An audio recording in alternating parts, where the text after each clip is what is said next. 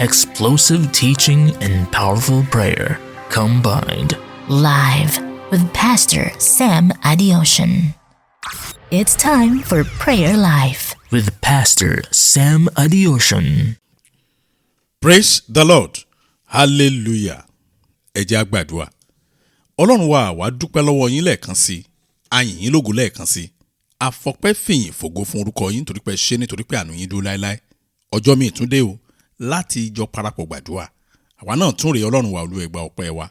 Fún rere gbogbo èyí tí ẹ ti ń ṣe látẹ̀yìnwá, fún àwọn ẹ̀rí ńláńlá èyí tí à ń gbọ́ nínú ayé àwọn ènìyàn. Kì í ṣe bẹ́ẹ̀ nìkan o, fún àwọn ìlérí tí ẹ ti pinnu pé ó ṣe lónìí, ẹ ti pinnu ẹ̀ pé ẹ ṣe nǹkan kan. Fún àwọn tó máa nípa àtìpín nínú tí ẹ ó ṣe lónìí, àti fún àwọn tí ẹ̀rí àtọ́ sí. Lórúkọ Jésù Olúwa ẹ gbà ọpẹ́ wa. Mo gbàdúrà fún yín nínú àwọn tí ẹ̀rí tọ́ sí, Ọlọ́run kà yín mọ́ wọn. Ní orúkọ Jésù Kristi, níwọ̀n ìgbà tí ẹ ti pinnu láti sin Ọlọ́run láì fi ohunkóhun mọ́, lórúkọ Jésù Kristi, ẹ̀rí àtọ́ sí yín lónìí. Ògo Ọlọ́run á farahàn o. Agbára ìwà láàyè Ọlọ́run á sì ṣiṣẹ́ fún yín. Ògo ni fún Ọlọ́run lókè ọ̀run. Ní orúkọ Jésù Kristi Olúwa wa. Àmín. Tọ́ ẹ̀yin ọmọ Ọlọ́run, ọkàn mi á máa yọ̀ nígbà tí n bá ní àǹfààní láti gbàdúrà pẹ̀lú àwọn ọmọ Ọlọ́run. Inú mi dùn pé a ní inú kan náà, a ní ìgbàgbọ́ kan náà, a sì ní ìdojúkọ kan náà, focus, a ní ìdojúkọ kan náà pé Ọlọ́run Abrahamu, Ọlọ́run Isaac, Ọlọ́run Jacob ńlá wa máa sìn. Bí bàbá yẹn ṣe sọ, ó ní bá jẹ́ pé ní tòun o àti àwọn ọmọ tí Ọlọ́run fún òun o, Ọlọ́run yẹn gan làwọn á sìn. Inú mi dẹ̀ dùn pé ní ìpinnu bẹ́ẹ̀.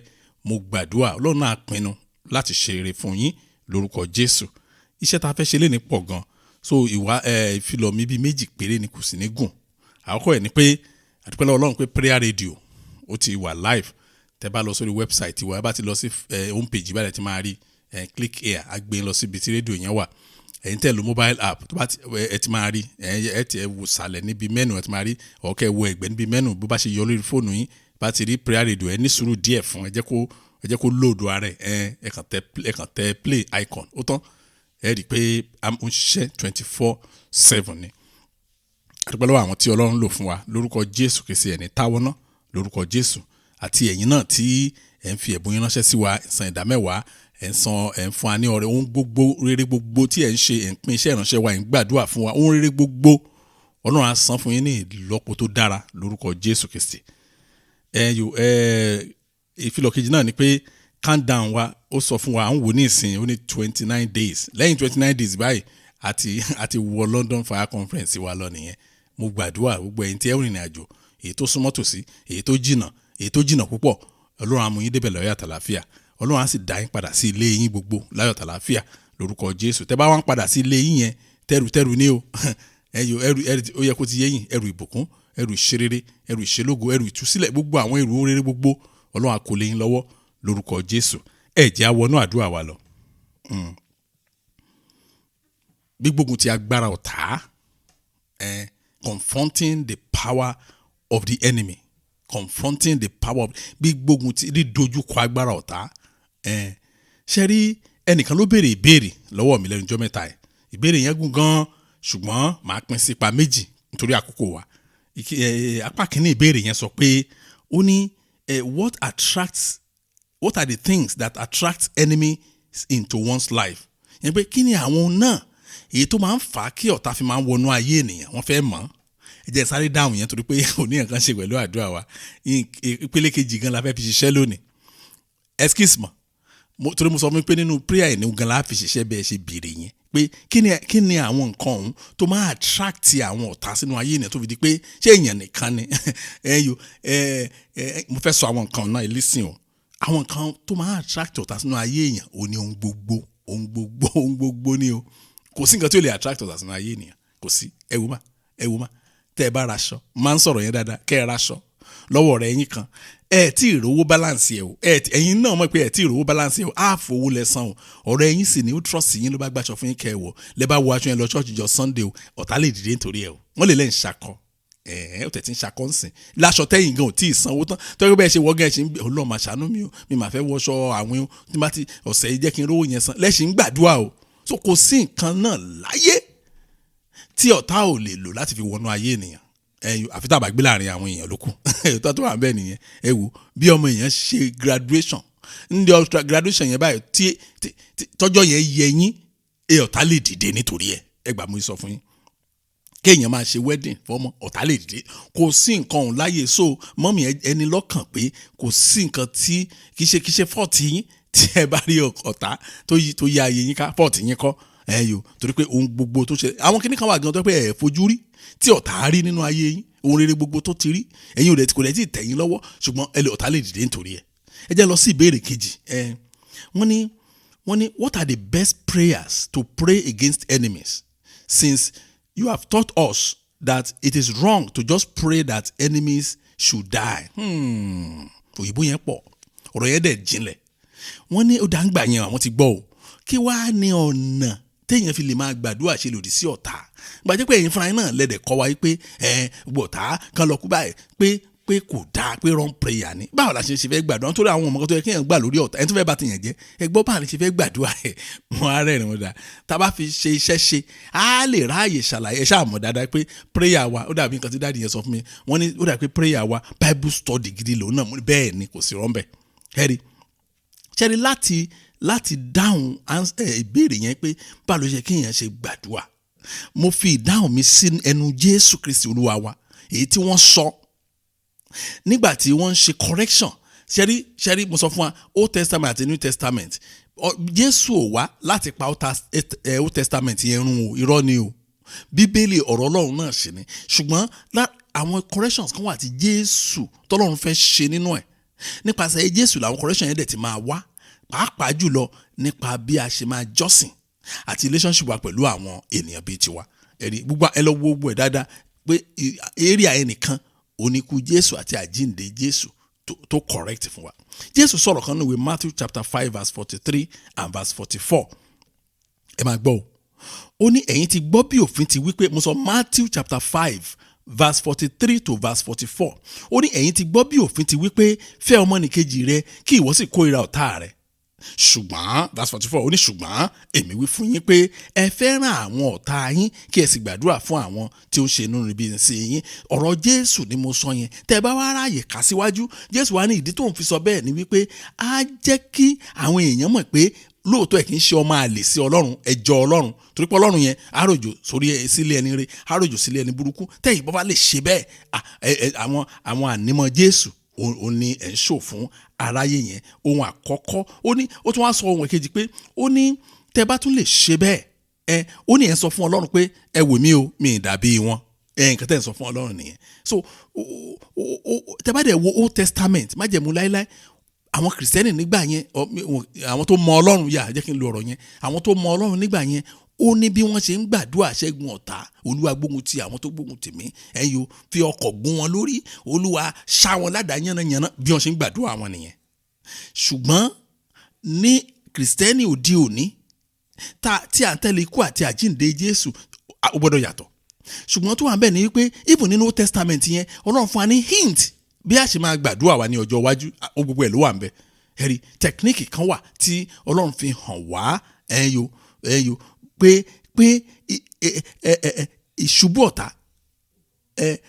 fẹ́lẹ̀ ọ̀tá lórí ayé wa ọwọ́ òun ló wà mọ́mí ṣe gbà bẹ́ẹ̀ ọwọ́ Ọlọ́run ni o Ọlọ́run nìkan ló lè defeat ọ̀tá yín kò sí ẹ̀ ní páálí wọn lórí bẹ́ẹ̀ ni mo sọ fún yín Deuteronomy chapter 28 verse 7 afẹ́ wọnú àdúrà bẹ́yẹn Deuteronomy chapter 28 verse 7 bí èdè sọ pé ó ní Olúwa yóò jẹ́ kí gbogbo ọ̀tá rẹ tí ó dìde sí ọ ṣubú níwájú rẹ wọn yóò jáde sí ọ ní ọ̀nà kan ṣùgbọ́n wọn yóò sá níwájú rẹ ní ọ̀nà méje tẹ́bá gbọ́ bẹ́ẹ̀ ó ní Olúwa yóò jẹ́ kí Ọlọ́run nìkan ló lè jẹ́ kí wọ́n ṣe bẹ́ẹ̀ Ọlọ́run nìkan ló lè dominate ayé wọn ló lè lò yín láti dominate ẹ sọ fún Ọlọ́run ẹyọ tí Ọlọ́run bá fẹ́ ṣe bẹ́ẹ̀ ó ní nǹkan tó máa install sínú ayé kó wá ẹ sọ fún Jésù Olúwa ẹ fi ìbẹ̀rù yín sí mi lára kí ọkàn àwọn ọ̀tá mi kó má ní ìsinmi ẹgbọ́n tó ní ó ní Olúwa lè jẹ́ gbogbo ọ̀tá rẹ kó máa ṣubú kán jáde sí Ọlọ́run kan wá sá kí ló fà á Ọlọ́run fi ìbẹ̀rù ẹ̀ sí yín lára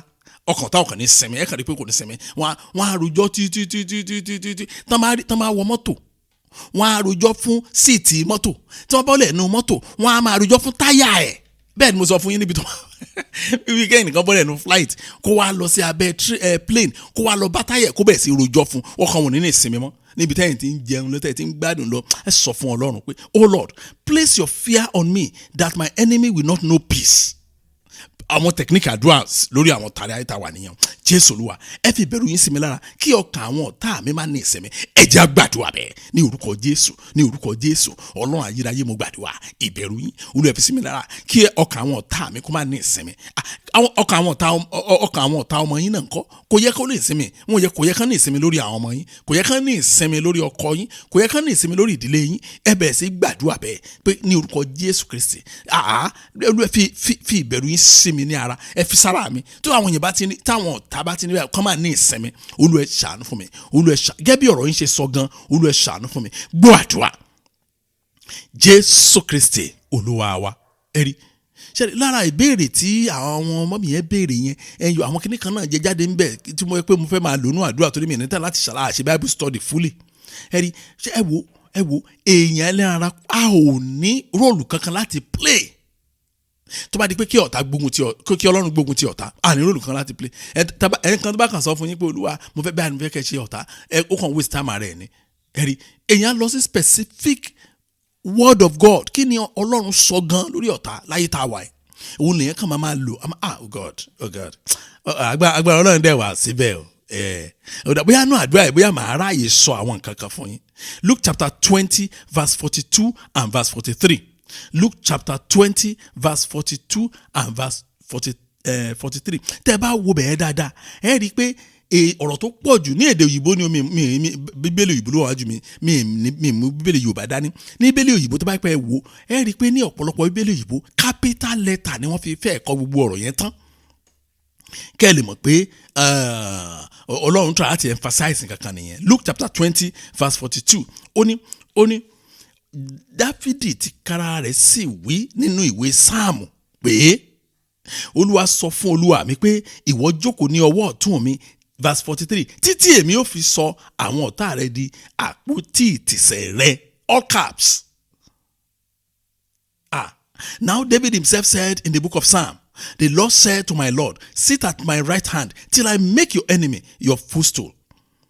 Ṣé rí pé èyàn ò ní rò láti play nígbà tí ọ̀tá tí Ọlọ́run bá bẹ̀rẹ̀ ṣẹ́ lórí ọ̀tá.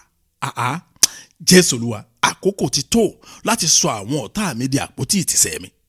Àkókò ti tó láti sọ ọ̀tá àwọn ọmọ mi di àpótí ìtìsẹ̀ wọn. Oh Lord, now is the time to make my enemy my footstool. Now is the time. This is the time. Àkókò igan ni kẹ́ fi agbára yín hàn. Jésù Olúwa àkókò rèé o. Àkókò dé àkókò tó láti sọ àwọn ọ̀tá mi di àpótí ìtìsẹ̀ mi. Ẹ jẹ́ á gbàdúrà bẹ́ẹ̀ ní orúkọ Jésù, ní orúkọ Jésù.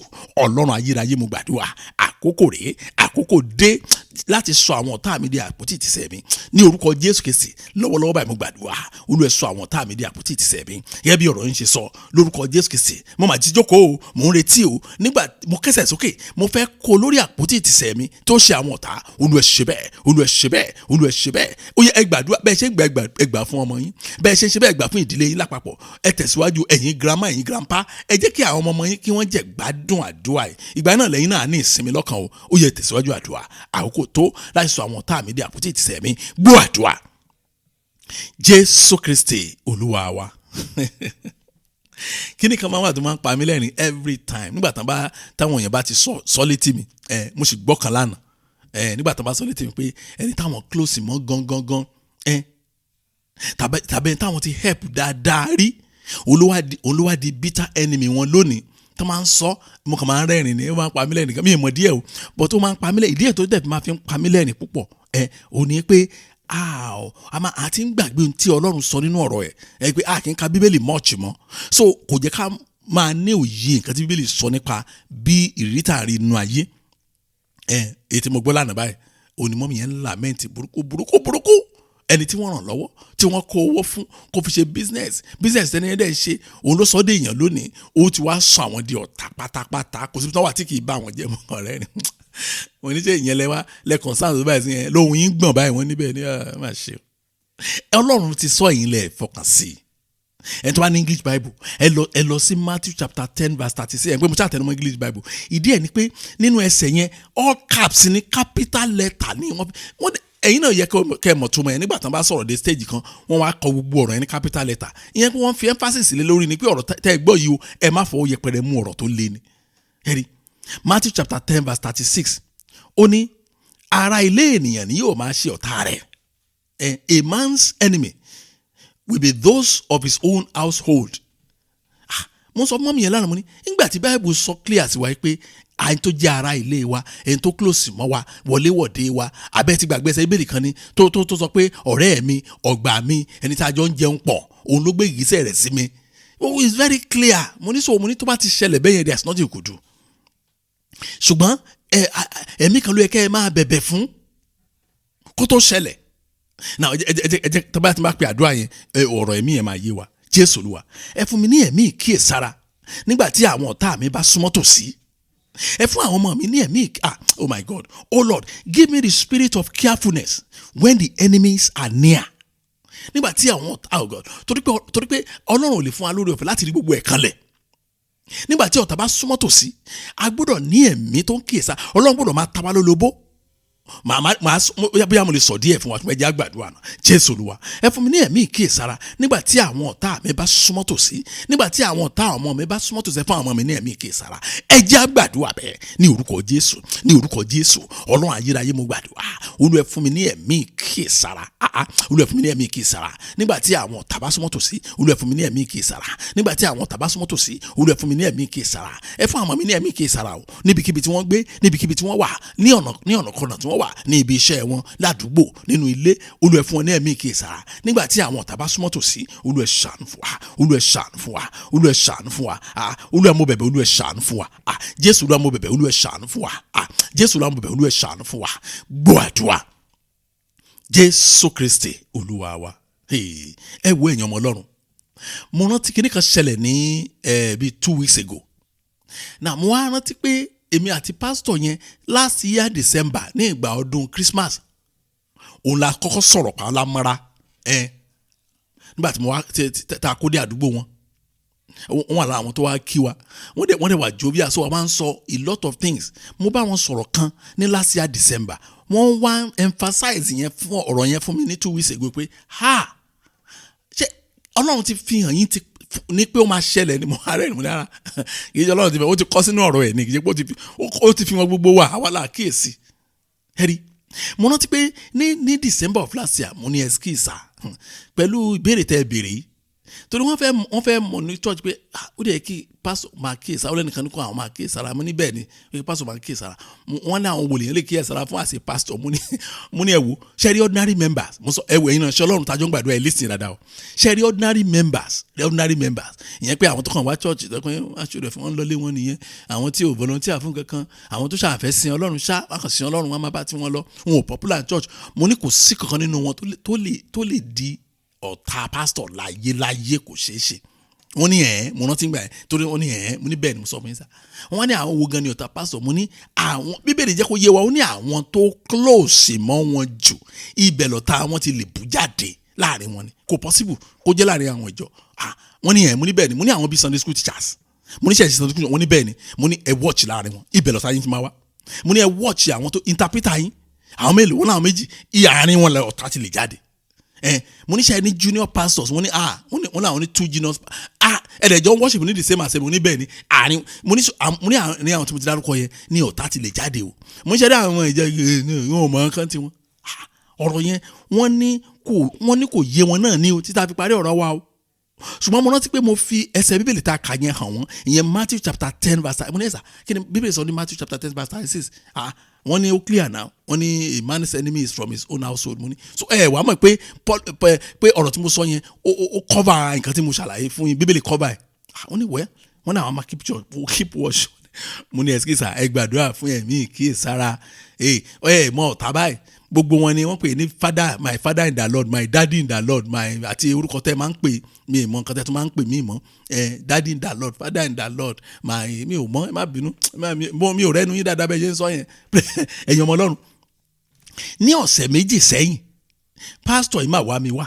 fúnra wọn wọ́n ní ẹskísà ṣé ẹ̀mí Ọlọ́run tó sọ fún yín lọ́jọ́ yẹn tẹ́ ń bá mi sọ̀rọ̀ ni mo ní ẹ̀mí Ọlọ́run kẹ́ mo ní Bíbélì ti sọ Ọlọ́run ti sọ̀rọ̀ yẹn nínú ọ̀rọ̀ ẹ̀ kò tún ẹ̀mí Ọlọ́run tún ní rìpíìtì ẹ̀ mọ́ àwa ni ká wá farabalẹ̀ ká wu ọ̀rọ̀ tọ́lọ́run sọ mo ní kí ló ṣẹlẹ̀ wọ́n ní ẹ̀ ń sọ ń gbà yẹn pé àwọn tó lè jẹ́ ọ̀tá wọ́n làwọn disregard ẹ̀ bí èdè tán lónìí wọ́n ní mo jẹ́ mọ̀ pé ẹni táwọn yọ nínú poverty wọ́n làwọn fúnra wọn báyìí làwọn yọ brother yìí nínú poverty àwọn sọ wọ́n dé èèyàn wọ́n làwọn proud wọ́n ní kìí ṣe pé àwọn fi ń proud wọ́n ní àwọn lè ṣàlàyé náà bá gbẹ́nu lé àwọn mo lánàá mo ní ẹ̀dẹ̀ wọ́n ẹni tá à ń sọ àwọn ló ràn lọ sí institution torí pé yòó kò ní bàbá mọ́ ìyá ẹ̀dẹ̀kẹ̀rẹ́ igi ló ń tà ní abúlé wọn single handedly now nígbà tó ń ṣe bẹ́ẹ̀ wọ́n tún fi ṣe assistant pastor ní ṣọ́ọ̀ṣì wọn kan tó ní other pastor wọ́n ní ẹskísà ǹjẹ́ jẹ́ mọ̀ pé àwọn ní Christ ní church wọn mo ní kí ló ṣẹlẹ̀ wọ́n ní àwọn ṣàdé ń gbọ́ nìkan ní ritualist làwọn mo ní ritualist àṣà ó ní ẹ̀mọ́ tó mọ̀ ní ritualist ni ẹni tó jẹ́ pé ó ń lo pàtì èèyàn ó ń ṣoògùn ó ń ṣe àǹsó tí ó ṣà ń ṣe iṣẹ́ òkùnkùn mo ní kí náà rí ó lóun ò lè sọ nǹkan tí wọ́n rí ó ní ọ̀rọ̀ yẹn ó ní àwọn fẹ́ lè commit suicide pé what nígbà wọn ṣe fẹ́ irú ìwàásù àwọn wà yìí wọ́n nígbà tí wọ́n túnú ọ̀rọ̀ lọ tí wọ́n túnú ọ̀rọ̀ bọ̀ brother tí pastor ifá jáde láti inú poverty òun ni olórí ọ̀rọ̀ yẹn kí ló dẹ̀ fà àṣùfẹ́ lọ dá ṣọ́ọ̀ṣì tiẹ̀ lẹ́ni ó wá ń wá ọ̀rọ̀ tó le tó lè fi bà orúkọ pastor yẹn jẹ́ wá ní Bíbélì pé ará ilé ìdìbò wa wọn kàn bú sẹ́rìn ni mo níṣẹ́ gbàdúrà kí èsàrà ṣá wọ́n ní àdúrà yẹn ni o làwọn ṣàtẹ̀lé wọ́n ní kò yé wọn rárá ó ṣe bẹ́ẹ̀ ni ó lè má yé yín ọ̀rọ̀ tí mo sọ yìí ṣùgbọ́n tẹ́ ẹ bá fi sádùrà ní ìgbà gbogbo pé kí ẹ̀mí kí ìsara kọ́lọ́run kó fún yín nígbà tí ọ̀tá yín bá wà tó súnmọ́ tòsí ẹ̀rí tọ́lọ́run bá fún yín ní ẹ̀mí yẹn kó tó wọlé sí yín lára kó tó bá ti ń jẹ́ kanlẹ̀ kó tó rí fact kí ló máa ń pè kí nìyẹn náà evidence tó bá yẹ pé irú imagine tó bá pé irú brother yẹn ó kàn sí draw person yẹn lọ́jọ́ kan tó bá kí ló ti ń pè atare dẹ̀kẹ̀rẹ́ they can use it for many things then wọ́n àwọn mi máa ń grind ẹ̀ wọ́n máa fi sí normally atare wọ́n máa ń grind ẹ̀ wọ́n máa fi sọ́bẹ̀ àwọn custom kan àwọn ará bì kan tó yẹ pé ìgbàgbọ́ wọn ti àṣà wọn nìyẹn bó ṣe ń ṣe oúnjẹ tí wọ́n nìyẹn but ọmọ kankan kó kàn rí ẹyọ kan tó atare rẹ̀ kó dẹ̀ jẹ́ Jésù kó rí evidence kan mo ní ẹ kíyèsára ló fà Jésù Olúwa ẹ fún mi ní ẹ̀mí kíyèsára nígbà tí àwọn ọ̀tá mi bá súnmọ́ tòsí. Oh Lord, give me the spirit of carefulness when my enemies are near. Ẹ jẹ́ àgbàdua bẹ́ẹ̀ ní orúkọ Jésù Ọlọ́run ayérayé mo gbàdúrà bàbá Olúwa ẹ fún mi ní ẹ̀mí kíyèsára nígbà tí àwọn ọ̀tá mi bá súnmọ́ mi kan súnmọ́ tòsí kan súnmọ́ mi pẹ́kipẹ́kí ẹ̀mí kíyèsára Olúwa ẹ fi fún mi nígbà tí àwọn ọ̀tá mi bá súnmọ́ tòsí Olúwa ẹ fún mi ní ẹ̀mí kíyèsára nígbà tí àwọn ọ̀tá mi tán bá wọlé tán Olúwa ẹ fún mi ní ẹ̀mí kíyèsára lórúkọ kí n má bàa ṣìṣe kí n má bàa sísọ kí n má bàa ṣílẹ̀tẹ̀ kí n má bàa rí mi lẹ́pa Olúwa ẹ gbà mí ṣe bẹ́ẹ̀ fún àwọn ọmọ mi o àdúrà yìí lórúkọ Jésù ó wà fún àwọn ọmọ mi o Olúwa ẹ fún wọn ní ẹ̀mí kíyèsára o nígbà tí ọ̀tá bá súnmọ́ wọn lórúkọ Jésù ló ràn wá lọ́wọ́ gbọ́ àdúrà Jésù Kristi Olúwa wa ẹ wo èmi gan tí mo bá yín sọ̀rọ̀ yìí mo ní àìmọye experiences tí mo fi mọ̀ pé bí Bíbélì ṣe sọ ká gbàdúrà nípa àwọn ọ̀tá yẹn òun ló dáa jù bẹ́ẹ̀ ni mo sọ fún yín Ọlọ́run fún wa ní àwọn ìrírí kan láyé yìí tá a fi rò pé wow kò fẹ́ make sense ìwé mẹ́ka tán wa jẹ́ o ẹ̀yọ́ ọ̀nà tí Ọlọ́run gbé ọ̀rọ̀ tiẹ̀ gbà kì í make sense sí àwọn ènìyàn kò dẹ̀ kó yà wá lẹ́nu náà torí pé Ọlọ́run sọ pé ọ̀nà òun yàtọ̀ sí ọ̀nà àwọn ènìyàn ṣùgbọ́n tá a bá lè kọ́ ọ̀nà Ọlọ́run kì í sọ̀rọ̀ pé àgbàdua àgbàfẹ́ 40 days fasting and prayer Olúwa all my enemy die no Ọlọ́run ti fún wa ní guideline tó ní agbára tó yẹ pé tá a bá lè lò ó nira o ṣùgbọ́n result yẹn máa ní agbára now ẹ wò text àwọn text kan wà nínú Bíbélì tí àwọn Kìrìsìtẹ́nì kì í fẹ́ gbọ́ mo ló nira kí wọn kì í fẹ́ gbọ́ for example Luke chapter 6 verse 27 Luke chapter 6 verse 27 ẹ gbọ́ nǹkan tó wí ni ó ní ṣùgbọ́n mo wí fún ẹ̀yin tí ń gbọ́ mi ẹ fẹ́ àwọn ọ̀tá yín ẹ ṣoore fún àwọn tí ó kórìíra yín ẹ gbọ́ mo bèèrè lọ́wọ́ yín ni how báwo ni yẹn ṣe lè ṣerú ẹ̀ náà ṣùgbọ́n ó dẹ̀ rọrùn fúnrú èmi ò rọrùn torí tí n bá rí pé ẹnìkan ó ti gbé rẹ̀ kalẹ̀ gẹ́gẹ́ bí ọ̀tá mi adẹ̀jọ́ ń gbénu ilé ó wá sáṣọ aṣọ yẹn wà lórí hanger then ó wá lọ bí iṣẹ́ òjò dẹ̀ ṣú òjò burúkú fẹ́ rọ̀ láti pa aṣọ yẹn mo lè bá kà kí ló dé màá bá ka kó lórí hanger màá kà màá dẹ̀ bá kó sí ibi tó ti máa rí dandan kọ́ ni kí n sọ pé mi mo ka tó ti máa sọ pé mi ni mo ka ó lè ní mo ti ju òògùn síbẹ̀ màá kàn bá ka síbẹ̀ ni so tó bá dé ó lè rí aṣọ yẹn síbẹ̀ ẹjọ́ tára mi káṣọ mi tẹ̀ rẹ́dí àti sọ fún ẹni ẹ̀dẹ̀ ṣe ó ti tó mi ṣe rere fún àwọn ọ̀tá yẹn ṣe rere sí wọn bíbélì ló sọ bẹ́ẹ̀ ṣùgbọ́n kí ni báwo lẹ ṣe máa gbàdúrà yìí pẹ̀lú ẹsẹ̀ yìí ẹ sọ fún Ọlọ́run gbogbo àwọn ọ̀tá mi tí ò rí ohun rere sọ nípa ayé mi Jésù Kristi ẹ fi ọ̀rọ̀ ayé mi dára rẹ lójú wọn Ọlọ́run mi ẹ mọ̀ pé nǹkan tó ń gbé lọ́tà nìyẹn àwọn tí ò rí nǹkan rere nípa ayé èèyàn wọn ò rí nǹkan rere nípa ayé ọmọ èèyàn kò sí nǹkan tí èèyàn ṣe negative normal terms ẹ̀ sí ẹ wò níwájú ọ̀tá kò sí nǹkan rere kan tẹ́ ẹ ṣe tí wọ́n máa explain ẹ̀ báyìí burúkú náà máa sọ sí burúkú mò ń sòtọ́ fún yín ní nǹkan tá a ti rí ní nǹkan táwọn èèyàn míì ti ṣàlàyé fún wa all the enemies of my life that sees nothing good to say about my life. Oh Lord, make my life a great wonder in their eyes. Fi ọ̀káyí kọ́lọ́run fi ọ̀rọ̀ wa dára rẹ̀ gbogbo àwọn ọ̀tá èyí tí ò rí nǹkan rere sọ nípa mi èyí tí ò rí nǹkan rere wí nípa ayé mi èyí tí ò rí nǹkan rere wí nípa iṣẹ́ mi èyí tí ò rí nǹkan rere wí nípa àwọn ọmọ mi lórúkọ Jésù lójú ayé wọn lójú ẹ̀mí wọn Olúwa fi ayé ìdílé mi dára rẹ̀ ẹ jẹ́ gbàdúrà bẹ́ẹ̀ ní orúkọ Jésù Ọlọ́run ayérayé mo gbàdúrà gbogbo àwọn ọ̀tá èyí tí ò rí nǹkan rere sọ nípa ayé mi wọn ò rí nǹkan rere sọ nípa ayé àwọn ọmọ mi wọn ò rí nǹkan rere sọ nípa iṣẹ́ mi wọn ò rí nǹkan rere sọ nípa ohun tó jẹ́ tèmi lórúkọ Jésù Kristi lójú ẹ̀mí wọn láì kú jẹ́ kí wọ́n bẹ̀rẹ̀ sí rí àrà rẹ̀ tí Ọlọ́run fi ayé mi dá Olúwa fi ayé mi dára rẹ̀ lójú wọn Olúwa fi ayé mi dára rẹ̀ lójú wọn ẹ fi ayé àwọn ọmọ mi dára rẹ̀ lójú wọn ẹ fi iṣẹ́ mi dára rẹ̀ lójú wọn lórúkọ Jésù ẹ fi ọ̀nà mi dára rẹ̀ lójú wọn gbọ́ àdúrà Jésù Kristi Olúwa wa. Mo rántí ní ọdún yẹn lọ́hùn ó ti pẹ́ dáadáa báyìí ṣé àti ní máa wọ 20 years ago ok kò tó bẹ́ẹ̀ wọ́n ló ti ń wọ 15 years ago Ọlọ́run mi o ẹ̀yin ọmọ Ọlọ́run tá a bá farabalẹ̀ ka Bíbélì ká bẹ̀bẹ̀ fún òye ọ̀rọ̀ Ọlọ́run ká wá apply sínú ayé wa láì ka ohunkóhun sí láì fẹ́ kíà fún ohunkóhun ẹ wò nínú ayé tájọ wà ẹ gbádùn Ọlọ́run dé góńgó bẹ́ẹ̀ ni mo sọ fún yín ṣùgbọ́n tẹ́ bá ń tẹ̀lé ọ̀rọ̀ táwọn ará bíi ìsàn fásitì ẹ̀wọ̀n yàrá tẹ́ bá kàn jẹ́ pé kọ́kàn rípù yín kan gbà tọwọ́ yín sápò nìkan ni góòlù wọn èèyàn ṣe kó tó jẹ mo ń sòtọ́ fún yín obìnrin yẹn ẹ̀rí ọmọ chọ́ọ̀chì wa nígbà yẹn ní former chọ́ọ̀chì wa now kí ni ẹ̀ṣẹ̀ wa dẹ̀kẹ̀rẹ́ torí apá àbáwí ó yẹ ká mọ̀ pé àwọn kan ò gbọ́ ìbáwí wọ́n máa rebel against immediately ni tẹ́ bá fẹ́ bá wọn wí báyìí wọ́n á rebel against it doesn't matter their age ẹ lè jù wọ́n lọ ní age ìránṣẹ́ Ọlọ́run ó yẹ kí ó yé yín ó máa yé àwọn ìránṣẹ́ Ọlọ́run ẹ lè jù wọ́n lọ ní age ẹ lè lówó jù wọ́n lọ gan bí àwọn kan rí ṣéǹjì kan lápò but ara wọn kọ̀ ò tọrọ bẹ́ẹ̀ ni obìnrin tí mò ń sọ yìí ó ti pẹ́ gan báyìí o ló bá the next thing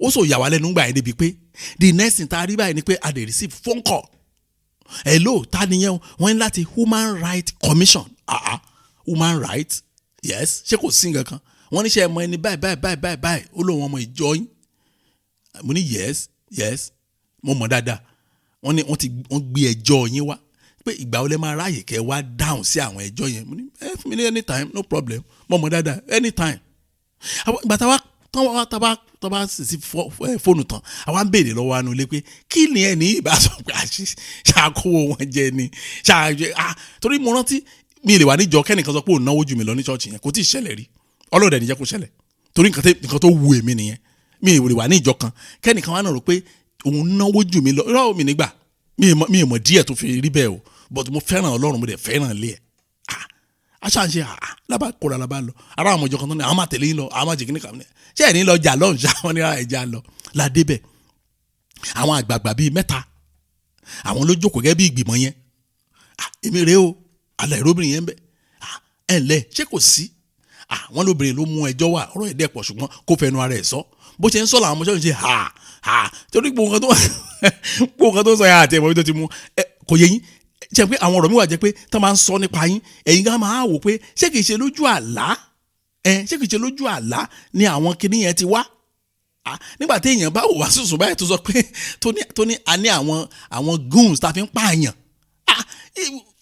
ọ̀rọ̀ yẹn pọ̀ gan torí pé a kàn bá wí tó bá dẹ̀ ní ẹni tó bá dẹ̀ bá wí tó bá ní kò tẹ́ ọ lọ́rùn síbi yẹ kó kó ṣọ́ọ̀ṣì yẹn ní irọ́ ó dẹ̀ takú síbẹ̀ ó dẹ̀ ń kọ́ sí wàhálà àdẹ̀ sọ̀rọ̀ ẹ̀yin ọmọ Ọlọ́run ló wá sọ̀rọ̀ tó bá ní tó jẹ́ chairman committee wa ní pastor ọ̀rọ̀ lẹ́gbọ́ yìí o kí ni ìdáhùn yín wọ́n á rẹ́rìn múlẹ̀ ṣe ìdáhùn mi ṣé ká ẹ mọ̀ pé ọ̀rọ̀ bíbélì tá a bá lè practice yẹ oh my God ẹ dákun mo bẹ̀ yín ní gbogbo ọ̀nà ẹ má jẹ́ kó ròyìn lójú láti practice ohun tí bíbélì sọ bíbélì sọ pé ó ní ká fẹ́ àwọn tá a wá lójú tí obìnrin ẹ báyìí gbà tó ń ti purọ́ mọ́ mi báyìí kémi náà máa wá àṣìṣe ẹ ṣe bó ṣe máa rí nìyẹn nígbà táwọn méjì bá jà tẹnìkan bá ní nǹkan báyìí kí ló ṣe fún ẹ wọn á béèrè àṣìṣe yín lá máa sọ ẹ̀yin náà ti wá múra pé parí ọ̀rọ̀ ẹ tán bẹ́ẹ̀ mi náà ní sọ tiẹ̀ irọ́ mi ò tiẹ̀ mọ̀ yẹn ṣe mo ní wọ́n ṣe mo ní ṣe gbọ́n kan tí obìnrin yìí sọ yìí mo ní rí pé àwọn tí àjọ wa ń pe haha mo ní wẹ̀ ẹ lè understand torí pé èmi náà tẹ̀lé wa so possibility wà pé bóyá wọ́n ń try láti support pastor wọn but ẹ̀yin ẹ má rò bẹ́ẹ̀ mo ní gbọ́n kan tó sọ pátá ẹ ṣe investigate ẹ̀ kanlẹ̀ whatever you need any question bá béè lọ́wọ́ mi gbogbo nǹkan tẹ́ bá fẹ́ mọ̀ ẹ jọ̀ọ́ nítorí Ọlọ́run you can come to my house or call for me I will come just to do your make sure pé ẹ ṣe diligent investigation lé lórí so kẹ́ wá arrive lórí conclusion nítorí mi mọ̀ bó ṣe máa dáhùn kò yé mi mo ní but kíní kan mo fẹ́ sọ fún yín nípa obìnrin yìí àwọn yẹn bá jókòó dáadáa wọ́n fẹ́ gbọ́ mo ń ṣe rí obìnrin tí ẹ ló mẹ́jọ mi wá she is a good woman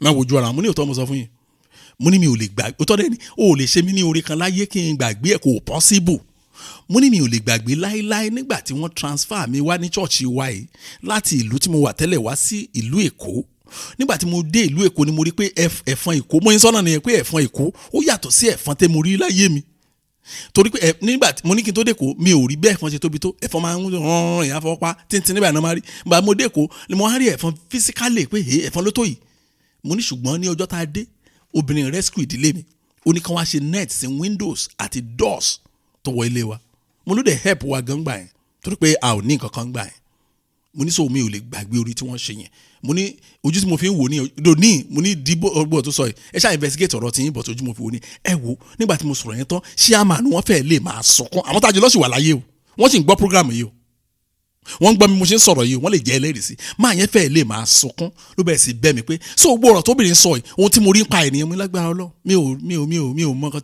tó ṣe fún mi tó bad ju pé bóyá ó ṣẹ̀ mo dẹ̀ bá wí as a pastor but kì í ṣe yẹn burúkú wọ́n bẹ̀rẹ̀ sí bẹ̀ mí máa yẹn sọ ó ní àwọn ti mọ̀ pé ìránṣẹ́ Ọlọ́run ni mo gbọ́dọ̀ jẹ́ torí pé àwọn mọ̀ wọ́n dáadáa táwọn mẹ́jọ àwọn pásítọ̀ wa táwọn bá kí pásítọ̀ yẹn báyìí ṣe ló máa brag tá ló máa arrest wọn tá ló máa sue wọn tá máa threaten wọn tá ní ká bá lọ́ọ̀yà ń sọ̀rọ̀ ó ní but mi ò sọ bẹ́ẹ̀ mo ní kí ló dé I will come abẹ́rẹ́ wọ́n láwọn ti mọ̀ wọ́n ní ìyẹn ló jẹ́ káwọn mọ̀ pé ìránṣẹ́ Ọlọ́run ló ń bọ̀ yìí pé madam yẹn ọmọ ìjọba yẹn ó bá ìtìjú lọ lọ́jọ́ yẹn débi pé torí wọ́n bu lójú wa débi pé abẹ ibi tí ọ̀rọ̀ yẹn kú sí nìyẹn kí ló sèbí wa torí pé a tẹ̀lé àṣẹ bíbélì a jẹ́ kí ọ̀rọ̀ yẹn bí wa nínú a ṣépè fún a lè sọ òkodoro nǹkan tá a rí inú ntẹ̀mí máa ń rí inú ayé ènìyàn nìyẹn èèyàn ọmọ Ọlọ́run tẹ́ ẹ bá lè bẹ̀rẹ̀ sí apply àwọn nǹkan wọ̀nyí lẹ́yìn àdúrà ẹ rí bí Ọlọ́run á ṣe gbé yín lékè níbikíbi anywhere gbogbo àwọn ọ̀tá mi tí ò rí ohun rere sọ nípa ayé mi Jésù Kristi ẹ fi ọ̀rọ̀ ayé mi dára rẹ lójú wọn all my enemies that see nothing good to say about me, that see nothing good to say about my children, that sees nothing good to say about my work. Lord, make my life a great wonder in their eyes. Ẹ fi ọ̀rọ̀ ayé mi ẹ fi dára rẹ lójú wọn gbogbo àwọn tá mi tí ò rí oore sọ nípa mi tí ò rí oore sọ nípa àwọn ọmọ mi wọn ò rí oore sọ nípa iṣẹ́ mi wọn ò rí oore sọ nípa ìdílé mi ẹ fọ̀rọ̀ ayé mi dára rẹ lójú wọn ẹ jẹ́ á gbàdúrà bẹ́ẹ̀ ní orúkọ Jésù Ọlọ́run ayérayé mo gbàdúrà gbogbo àwọn ọ̀tá ayé mi tí òun ò rí oore sọ nípa mi wọn ò rí oore sọ nípa àwọn ọmọ mi wọn ò máa rí oore sọ nípa iṣẹ́ ìránṣẹ́ mi wọn ò rí oore sọ nípa ìdílé mi lórúkọ Jésù lójú ẹ̀mí wọn lójú ayé wọn Olúwa ẹ fọ̀rọ̀ mi dára rẹ Olúwa ẹ fọ̀rọ̀ mi dára rẹ lójú wọn Olúwa ẹ fọ̀rọ̀ mi dára rẹ lójú wọn Olúwa ẹ fọ̀rọ̀ mi dára rẹ Olúwa ẹ ṣàánú fún mi Olúwa ẹ ṣàánú fún mi Olúwa ẹ ṣàánú fún mi gbọ́ àdúrà Jésù Kristi Olúwa wa tẹ́ bá wo àdúrà yìí ẹ rí i pé bá a ṣe ń gbà practical ẹ̀ wà tíọ́rì ní àdúrà ilé ẹ gbọ́dọ̀ fi àwọn kíní yẹn sójú ìṣe àti ìwà yín ni o ìgbà yẹn lẹ́rìí pé Ọlọ́run máa ń gbé èèyàn ga o láàrin àwọn ọ̀tá now ẹ jẹ́ ká bọ́ orí àdúrà yẹn la máa ọ̀rọ̀ tí mo sọ yìí orí àdúrà yẹn mo dẹ̀ rántí ọ̀rọ̀ kan tó yẹ ká bọ́ sórí ẹ̀mí délé ìyẹn ni pé oore ọ̀fẹ́ tí kì í fara pa láàrin ọ̀tá ẹ ti ìgbọ́rí ni bí mo tilẹ̀ rìn láàrin àfonífojì òjijì kú èmi kì yóò bẹ̀rù ibi kan nítorí Olúwa wà pẹ̀lú mi ẹ ti gbọ́rọ̀ yẹn rí ẹ ti gbọ́ rí lẹ wá sọ pé oore ọ̀fẹ́ kọ́ yẹn oore ọ̀fẹ́ tó ní agbára ni èyí kéèyàn máa rìn ní àfonífojì òjijì kú ọ̀pọ̀lọpọ̀ ló ń gbé Nàìjíríà sọ pé bọ́n ṣe ń sọ àwọn kidnappers tó wọn ò kidnap ẹ̀ lọ́jọ́ kan wọn ò kidnap ìran ẹ̀ rí family wọn ò kidnap wọn rí àwọn dẹ̀ pọ̀ bẹ́ẹ̀ millions of people oore ọ̀fẹ́ ni oore ọ̀fẹ́ ńlá ni Proverbs chapter 16 verse 7 Proverbs chapter 16 verse 7 Ọlọ́run sọ̀rọ̀ kan tó ní agbára níbẹ̀ Bíbélì sọ pé ó ní nígbà tí ọ̀nà ènìyàn bá tẹ́ Ọlọ́run lọ́rùn now ẹsẹ̀ Bíbélì kan sọ pé ó ní nígbà tí ọ̀nà ènìyàn bá wù Ọlọ́run Bíbélì Yorùbá kan náà sọ bẹ́ẹ̀ ó ní nígbà tí ọ̀nà ènìyàn bá tẹ́ Ọlọ́run lọ́rùn yóò mú kí àwọn ọ̀tá rẹ̀ bá a gbé ní àlàáfíà. Oh God. When a man's way please God, when a man's way please the Lord, he makes even his enemies to be at peace with him. He makes even his enemy to be at peace with him. Agbára Ọlọ́run ló ń jẹ́ bẹ́ẹ̀. Ṣé rí pé practical ńlá ni àdúrà tó ní. Ìyá máa dùn. Mo ṣe bá yín sọ̀rọ̀ ní tí mò ń dùn lójoojúmọ́ ní kí ọ̀nà mi kó tẹ́ Ọlọ́run lọ́rùn. Ìyókù ọkàn mi kọ́nà mi ṣàtẹ́ Ọlọ́run lọ́rùn. Ẹ bú mi ọ̀nà mi tẹ́ Ọlọ́run lọ́rùn. Ìyìn tí fókọ̀sì ẹyọ kan nìyẹn. Ara benefit òun lè rí yẹn ni pé èèyàn gbé láàrin àwọn ọ̀tá ẹ̀ kò ní farapa kò sí nǹkan tó máa ṣẹlẹ̀. Now Bíbélì wá sọ̀rọ̀ kan ẹ̀yọ Bíbélì ọ̀rọ̀ tí Bíbélì sọ yẹn ó wá dàbí pé tẹ́ bá wo bẹ̀yẹn dáadáa ẹni èmi yóò mú kí àwọn ọ̀tá rẹ bá ọ gbé ní àlàáfíà. Ṣé àwọn ọ̀tá yẹn ṣé wọn ò like violence mọ́ ni? Ṣé àwọn ọ̀tá tó fẹ́ bá mi gbé ní àlàáfíà yẹn ṣé wọ́n ti ní salvation ni? Irọ́ wọ́n sì like violence wọn ò ní salvation ṣùgbọ́n wọn ò ní option. Oh my God, kò sí other option fún wọn jù pé kí wọ́n sí mẹ́dọ̀, kò sí other option fún wọn pé kán gbẹ́nu tì. Oh my God, Jésù Olúwa ẹ fi àmì ọmọ ọba sí mi lára ẹyọ tó ń jẹ gàba lórí gbogbo ìgbìmọ̀ ọ̀tá. Ẹ mọ̀ tán pè ní ọmọ ọba ni prince and princess. Ẹ jẹ́ ìsọtọ́ fún yín ẹni tó bá ṣe ọba ó lè rí ìdáríjì ṣùgbọ́n ẹni tó bá ṣe ọmọ ọba ọba lè nìkan lọ pa torí pé ọmọ ọba ó jọjú ju ọba fúnra ẹ̀ lọ ẹ̀yọ bẹ́ẹ̀ ni mo sọ fún yín ìjà tí Ọlọ́run máa jà lórí ẹni tó bá bú Ọlọ́run ó yàtọ̀ sí ìjà tí Ọlọ́run máa jà lórí ẹni tó bá bú ọmọ Ọlọ́run. Orí ọ̀fẹ́ ẹni mi ká bèbè fún. Oh Lord, place the mark of prince on me that dominates the counsel of the enemy. Jésù Olúwa ẹ fi àmì ọmọ ọba sí mi lára tó ń jẹ gàba lórí gbogbo ìgbìmọ̀ ọ̀tá. Ẹ jẹ́ á gbàdúrà bẹ́ẹ̀ ní orúkọ Jésù Ọlọ́run ayérayé mo gbàdúrà àmì ọmọ ọba Olúwa fi sí mi lára àmì ọmọ ọba tó ń jẹ gàba lórí gbogbo agbára ọ̀tá Olúwa fi sí mi lára Olúwa fi sí mi lára Olúwa fi sí mi lára Olúwa fi sí mi lára Olúwa fi sí mi lára Olúwa fi sí mi lára àmì ọmọ ọba Olúwa fi sí mi lára tó ń jẹ gàba lórí gbogbo agbára ọ̀tá. Gbọ́ àdúrà Jésù Kristi Olúwa wa. A fẹ́ tún àdúrà yẹn gbà ṣùgbọ́n dàbí pé àlàyé yẹn ò yé àwọn kan. Inú mi dùn pé Yorùbá bá àti ẹjọ́ gbàdúrà tá a kì í ṣe Yorùbá tó yẹ pé ẹ̀kan gbọ́ Yorùbá ni ẹ mọ ọ̀rọ̀ tí mo ń sọ pé bó ṣe apply nílẹ̀ Yorùbá ló ṣe apply ní ilẹ̀ bòmí. Kò possible kẹ́nìkan ní òun láìkì ọba ó possible kárí ẹni tí ò láìkì ọba ṣùgbọ́n kò possible fún ẹni tí ò láìkì ọba kí ọba má jẹ gàba lé lórí kò possible fún kò ní choice kò ní option míì tóun àtọba bá pàdé ó máa dọ̀bálẹ̀ ni ó máa respect ọba yẹn ni ọ̀hẹ́ ẹ̀sọ́ máa tẹ́. Bẹ́ẹ̀ ló ṣe rí pẹ̀lú ọmọ ọba kọ́ ló jọba o ṣùgbọ́n gbogbo dànsákì ọba ara ẹ̀ ló wà. Ṣé ẹ ti mọ̀ bẹ́ẹ̀ kì í ṣe ọmọ ọba lọ́ba ọmọ ọba jẹ́ ọmọ fún ọba tó wà lọ́wọ́lọ́wọ́ ṣùgbọ́n privilege tí ọba ní òun lọ́mọ yẹn ní tó bá ń lọ báyìí kíkí ọ̀tọ̀. Oh my God, abẹ́ ti gbọ́ rí ní ọba ọmọ ọba kì í ṣọba tó mu gbó kì í ṣọba tó ń ta pàrágà o ọmọ ọba gangan àwọn ọba gangan kan rọ ọmọ wọn kan sọ pé ọmọ wìrì kọ́kọ́ fọ́tí ẹ̀ nìkan fọ́tí ẹ̀ lọ́jọ́kọ̀ àwọn atẹ́lá àdúgbò yẹn ni mo ṣe sọ jẹ́ ká pé àmì ọmọ ọba tó bá wà ní ara wa. Oh my God, gbogbo àwọn kan ní ọ̀tá Bíbélì ti sọ ó ní Ọlọ́run á kàn make sure pé gbogbo àwọn ọ̀tá yẹn wọn ò ní choice wọn ò ní option wàá gbé lálàáfíà láàrin wọn ò ní option. torí pé Ọlọ́run ti ṣìyàn lógo. Jésù Olúwa, ẹ fi àmì ọmọọba sí mi lára tó ń jẹ gàba lórí gbogbo ìgbìmọ̀ ọ̀tá. Oh Lord, place the mark of prince on me that dominates the counsel of the enemy. Àmì ọmọọba èyí téèyàn fi ń jẹ gàba lórí gbogbo agbára ọ̀tá. Olúwa fi sí mi lára. Ẹ jẹ́ á gbàdúrà ní orúkọ Jésù, ní orúkọ Jésù. Ọlọ́run ayérayé mo gbàdúrà. Àmì ọmọọba Olúwa fi sí mi lára. Àmì ọmọọba Olúwa fi sí mi lára. Àmì ọmọọba Olúwa fi sí mi lára. Èyí tó ń jẹ gàba lórí gbogbo ìgbìmọ̀ ọ̀tá, èyí tó ń jẹ gàba lórí gbogbo agbára ọ̀tá, èyí tó ń jẹ gàba lórí gbogbo ọ̀rọ̀ ọ̀tá, ní orúkọ Jésù Kristi. Olúwa fi sí mi lára. Olúwa fi sí àwọn ọmọ mi lára. Ẹ gbàdúrà fún àwọn ọmọ yín náà. Bí Ọlọ́run ṣe ń fi àmì ọmọọba sí lára, tó bá fi sí ara àwọn ọmọ yín náà, kó fi sára ọkọ yín, kó fi sára aya yín, ẹ rí i pé ẹ máa ní special privilege nínú ayé yìí. Lórúkọ Jésù Kristi, àmì ọmọọba Olúwa fi sí mi lára, kí n lè jẹ gàba lórí gbogbo agbára ọ̀tá, kí n lè jẹ gàba lórí gbogbo ìgbìmọ̀ ọ̀tá, kí n lè jẹ gàba lórí gbogbo ìṣe ọ̀tá. Gbọ́ àdúrà. Jésù Kristi Olúwa wa. Kíní kan mo kàn rẹ́rìn-ín sí ni, mo rántí kíní kan ni, àwọn dáàdì yẹn ni, a kàn discuss lórí nǹkan míì ni, ẹ rí. Wọ́n á ń sọ àwọn nǹkan kan fún mi, mo ní wọ́n máa ń yà mí lẹ́nu, mo ní sà, wọ́n máa ń yà mí lẹ́nu. Ó máa ń yà mí lẹ́nu gan nígbà tí n bá rí àwọn èèyàn tí wọ́n máa ń bàjẹ́ nítorí pé ọ̀rẹ́ wọn àtijọ́ ó wá di bitter enemy wọn lónìí. Ó máa ń yà mí lẹ́nu pé àwọn èèyàn máa ń feel bákan. Kí ló dé fi ń feel bákan? Wọ́n sọ dára mo ní tó bá pín pa tèmi mi ò bọ́dà o, pé ọ̀rẹ́ mi tímọ́tímọ́ àjọ ń wọlé wọ̀de suddenly ó dẹ̀ yí padà bírí àwa dọ̀tá. Mi ò tiẹ̀ kò tiẹ̀ mímí rí. Dáàdi wa ní kí ló fà tó fi rí bẹ́ẹ̀? Wọ́n ní ṣètò pé mo jẹ́ pastor, mo jẹ́ ìránṣẹ́ Ọlọ́run. Mo ní rárá o, kì í ṣe torí ẹ o. Mo ní èmi máa ń dúpẹ́ ni pé Ọlọ́run tètè ṣe kí ni, ó tètè ṣí mi lójú. Ọlọ́run tètè fi ẹni yẹn hàn pé kì í ṣe ọ̀rẹ́ mi tí mo rò pé ọ̀rẹ́ ni o, ọ̀tá ni o, kó tó wọlé sí mi lára. Wọ́n ní òótọ́ dẹni, mo ní mò ń sòótọ́ fún yín. Mo ní ṣé olùbàdàn tó wọlé sí yín lára tí yẹ pé abẹ́ ti gbàgbé ọ̀rọ̀ nínú àdúrà wa mo sọ̀rọ̀ kan nípa ìṣẹ̀lẹ̀ sí pastor yẹn. Kó jẹ́ pé ọmọ arákùnrin yẹn tí wọ́n mú jáde láti inú poverty, nínú òṣì àti àárẹ̀, tí ìyá bọ̀bọ̀ yẹn tó bẹ̀rẹ̀ tó náà kirigi mọ́, kò kirigi mọ́.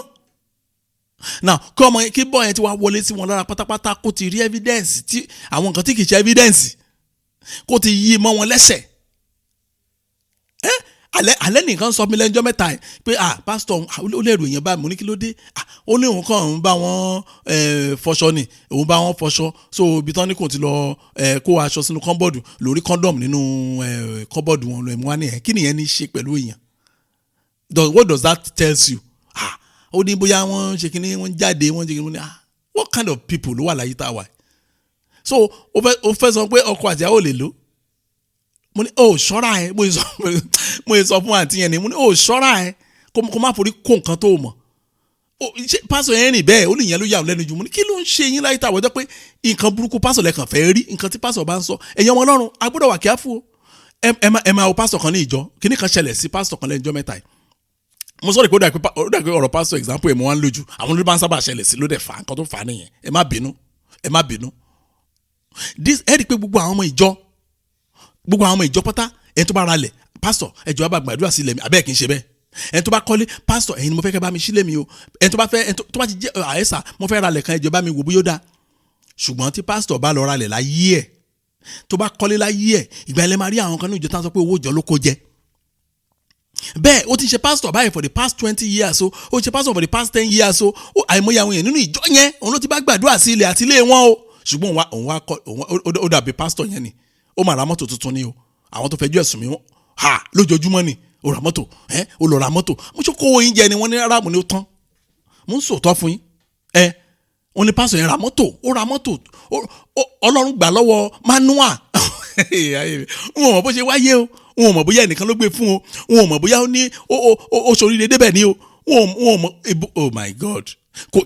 Mo ní ẹjọ́ ṣé kówó ṣọ́ọ̀ṣì yín jẹ? Wọ́n ní rárá. Then what is your problem? Èyí tọmọ ìjọba ara mọ́tò àgbèwá ṣọ́ọ̀ṣì àbí tálá ní kó bá ń gbàdúrà sí pásítọ̀ yìí náà ni. Ṣùgbọ́n fúnra ẹ̀ wá kúrò ní manual, ibi tó àtẹ̀tọ́ tù kílẹ̀ máa ń tẹ̀ ẹ̀ náà kan tó ju jíà. Ẹ̀mí ò ní manual ni wọ́n máa ń tẹ̀kíní kan tó ju jíà.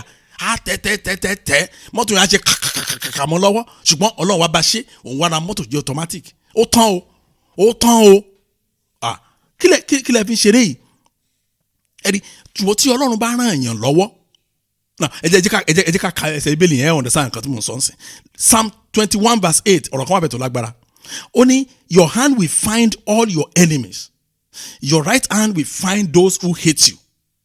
Ọwọ́ rẹ yóò wá gbogbo àwọn ọ̀tá rẹ rí. Ọwọ́ ọ̀tún rẹ yóò wá àwọn tí ó kórìíra rẹ rí. Tó tó wà ń bẹ nìyẹn. Tí ẹ bá wà láàrin àwọn tẹ́ pè ní ọ̀rẹ́, ṣùgbọ́n tí ọ̀tá bá lọ farahàn níbẹ̀, tí Ọlọ́run bá wá wọn rí kó expose wọn jáde, torí tọ́wọ́ Ọlọ́run bá wá wọn rí ó máa tú àṣírí wọn, wọ́n á ṣe mistake náà máa gbé ó yẹ kí n sá fún ẹni sọ́dọ̀ kò ní lè wọlé sí yàn lára. Ẹ sọ fún Ọlọ́run, Jésù Olúwa, ẹ jẹ́ kí ọwọ́ ọ̀tún yín ṣe àwárí gbogbo àwọn ọ̀tá mi lónìí. Ẹ jẹ́ kí ọwọ́ ọ̀tún yín ṣe àwárí gbogbo àwọn ọ̀tá àwọn ọmọ mi lónìí.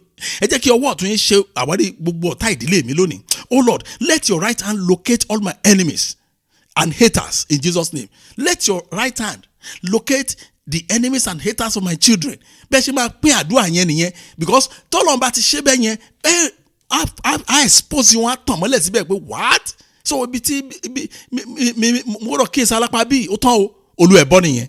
Jésù Olúwa, ẹ jẹ́ kí ọwọ́ ọ̀tún yín ṣe àwárí gbogbo àwọn ọ̀tá mi lónìí. Kí ọwọ́ ọ̀tún yín ṣe àwárí gbogbo àwọn ọ̀tá ìdílé mi lónìí. Ẹ jẹ́ á gbàdúrà bẹ́ẹ̀ ní orúkọ Jésù, ní orúkọ Jésù. Ọlọ́run ayérayé mo gbàdúrà. Ẹ jẹ́ kí ọwọ́ ọ̀tún yín kó ṣe àwárí gbogbo àwọn ọ̀tá ayé mi lónìí. Gbogbo àwọn ọ̀tá ayé àwọn ọmọ mi, ọwọ́ ọ̀tún yín ṣe àwárí wọn o. Gbogbo àwọn ọ̀tá ayé iṣẹ́ mi, ọwọ́ ọ̀tún yín ó ṣàwárí wọn o. Gbogbo ọ̀tá ayé ìdílé mi, jẹ́ kí ọwọ́ ọ̀tún yín ṣe àwárí wọn lónìí. Ẹ jẹ́ kó ṣe àwárí wọn lónìí. Olúwa, ẹ jẹ́ kí ọwọ́ ọ̀tún yín ṣàwárí wọn lónìí. Olúwa, ẹ ṣàánú. Ẹ jẹ́ kí ọwọ́ ọ̀tún yín ẹ jẹ́ kó ṣàwárí ọ̀tá ayé mi lónìí.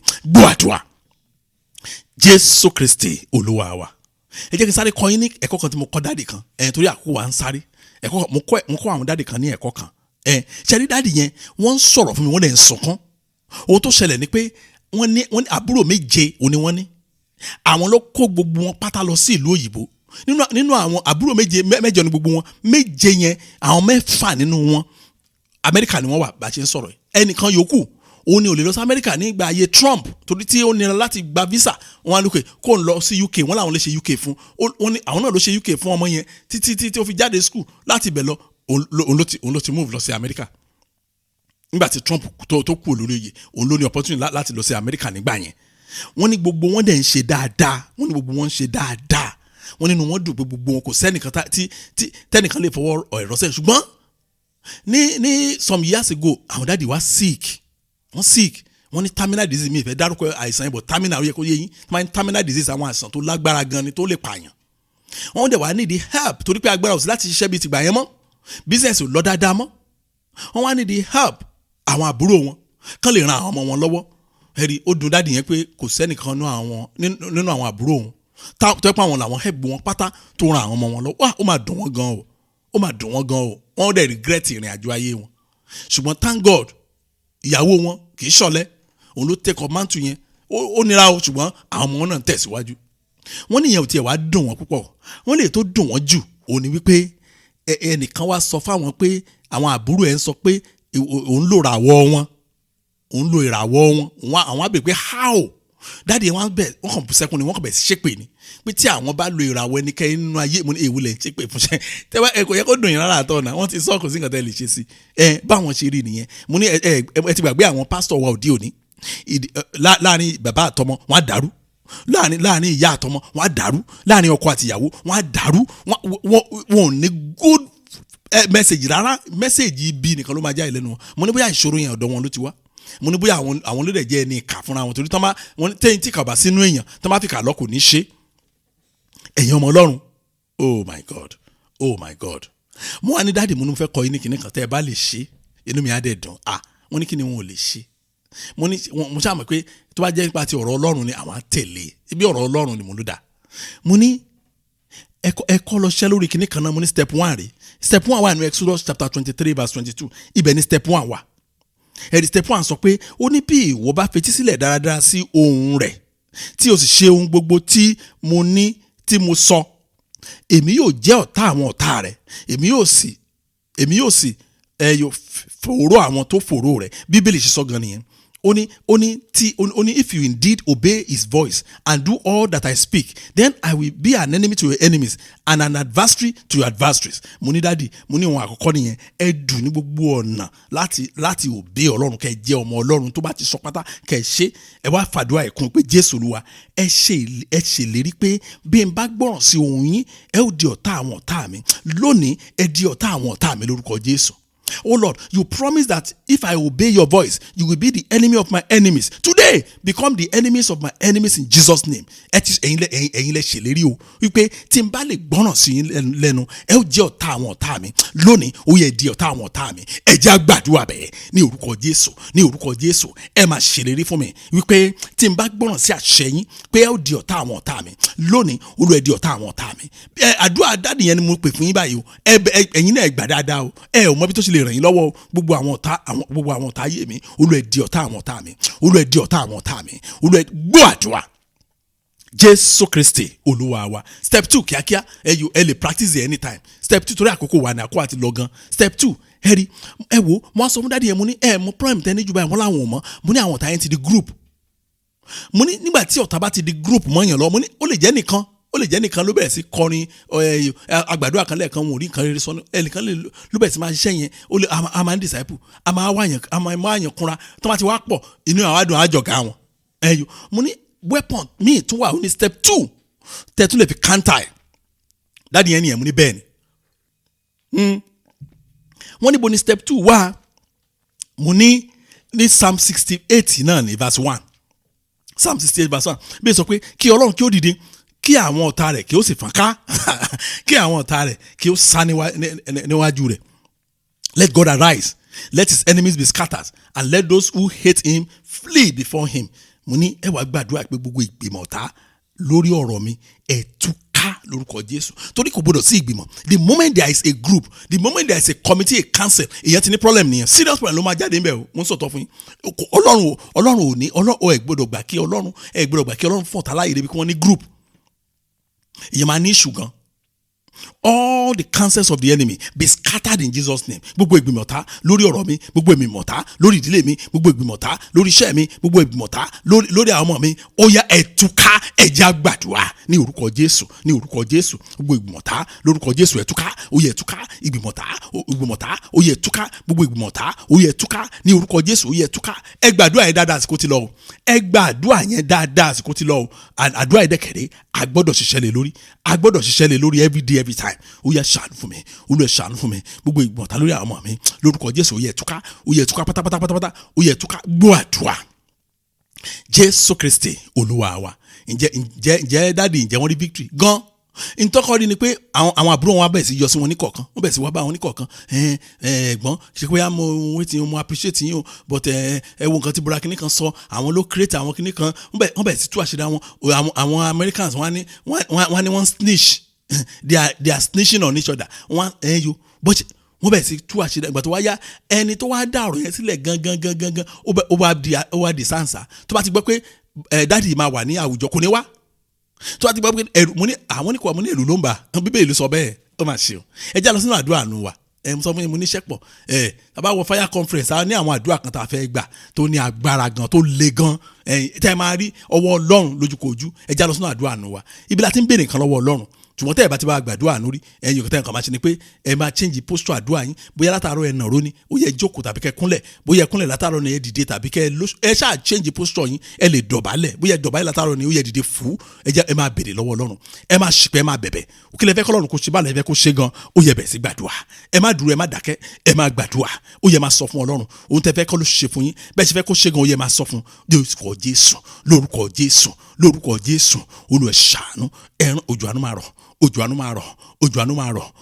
máa rọ̀ ó yá ẹ tètè máa round up o torí pé à ní àkókò rárá lónìí mọ́ ó yá máa round up bẹ́yẹn gbọ́ àdúrà Jésù Kristi Olúwa wa ẹ jẹ́ á gbàdúrà ọlọ́run wa àwa yin orúkọ yín lọ́pọ̀lọpọ̀ fún oore ọ̀fẹ́ ńlá ìtẹ́ fún wa adúpẹ́ lọ́wọ́ yín torí pé ẹ̀yin ọlọ́run ẹ fi wá lẹ̀ àyìn fún ọ̀nà ọ̀tọ̀tẹ̀ tún gbàjọ sí wa lónìí Olúwa ẹ gbà ọpẹ́ wa mo gbàdúrà fún yín ọlọ́run dáwọ́lé yín mo ní ọlọ́run dáwọ́lé yín mo ní ọlọ́run dáwọ́lé yín lórúkọ Jésù Kristi gbogbo tẹ́ wí pátá lórúkọ Jésù Kristi ọlọ́run á fi ara rẹ̀ hàn fún yín lójúkorojú ọlọ́run á fi iṣẹ́ rẹ̀ hàn fún yín lójúkorojú ọlọ́run á fi ìyanu rẹ̀ hàn fún yín lójúkorojú ọlọ́run á fi oore ọ̀fẹ́ rẹ̀ hàn yín lójúkorojú torí gbogbo nǹkan tá a mẹ́nubà náà nìyẹn mo gbàdúrà lẹ́ẹ̀kan sí pé lórí àdúrà tòní ọlọ́run á fi ìyanu rẹ̀ hàn fún yín lórúkọ Jésù ọlọ́run á fi oore ọ̀fẹ́ rẹ̀ hàn fún yín lórúkọ Jésù Kristi ọlọ́run á fi àánú rẹ̀ hàn fún yín lórúkọ Jésù Kristi ọlọ́run á fi ọwọ́ agbára rẹ̀ hàn fún yín lónìí lórúkọ Jésù Kristi ògo ni fọ́nà lókè ọ̀run ní orúkọ Jésù Kristi olúwa wa àmín. Jẹ́ kí ìrọ̀fẹ́ Jésù Kristi olúwa wa ìfẹ́ mọ́ ti ọlọ́run ìdàpọ̀ tí ẹ̀mọ́ kó máa bá wa lọ kọ́lọ́run kó ṣàánú fún wa ẹ ti rí àánú ọlọ́run gbà ní orúkọ Jésù Kristi olúwa wa àmín. Praise the Lord, hallelujah, thank you and God bless you. London Fire Conference 2023 ìlú London àtúnmìtìtì lẹ́ẹ̀kan sí agbára wà láàyè ọlọ́run ó ṣiṣẹ́ iná ọlọ́run ó bù jáde nígbà wo láti dojú gbogbo agbára òkùnkùn bolẹ̀ bẹ̀rẹ̀ ní ọjọ́ Friday ọjọ́ 29 títí di ọjọ́ Sunday ọjọ́ 21 oṣù kejìlá ọdún yìí ìyẹn ní ọjọ́ mẹ́ta tó parí ọdún 2023 ọjọ́ àkọ́kọ́ yóò wáyé ní gbọ̀ngàn ìjọ House on the Rock 49 Tufnell Park Road ní ìlú London láti aago 6 àbọ̀ ìrọ̀lẹ́ bọ́bọ́ wa dọjọ́ kejì ìyẹn ọjọ́ Sátidé gbọ̀ngàn ìjọ ńlá House on the Rock náà láṣẹ wá o nígbà tí ìpàdé ó bẹ̀rẹ̀ ní aago 12 ọ̀sán bọ́bọ́ wa dọjọ́ kẹta ìyẹn ọjọ́ tó parí ọdún 2023 yìí lágbára iná ẹ̀mí mọ́ yóò bú jáde lóníkẹ̀mọ́ ní gbọ̀ngàn ìjọ ńlá St Luke's Church Hillmartin Road ní ìlú London bákan náà tí ó bẹ̀rẹ̀ láago 6 àbọ̀ ìrọ̀lẹ́ nínú ìsọjí ọlọ́dọọdún wa tá a mọ̀ sí Abrahamic Covenant ní gbogbo ọjọ́ mẹ́tẹ̀ẹ̀ta yìí Ọlọ́run ti pinnu láti lo àwọn òbítíbitì ìránṣẹ́ Ọlọ́run onísọjí sì lẹ́ni tá a fi ṣárán ìyẹn Pastor Sam Adeosun tí gbogbo wa mọ̀ sí bàbá Ohun Àánú àti àwọn ìránṣẹ́ Ọlọ́run tọ́lọ́run ti yà sọ́tọ̀ fúnra rẹ̀ wò ó má jẹ́ ń tàn án London Fire Conference ọdún yìí yóò milẹ̀ mọ́ gbogbo agbára òkùnkùn yóò mú ìdààmú ayé rẹ tán yóò sì fún ọ láwọn ẹ̀rí tí ò jọra Jésù Kristi Olúwa síbẹ̀.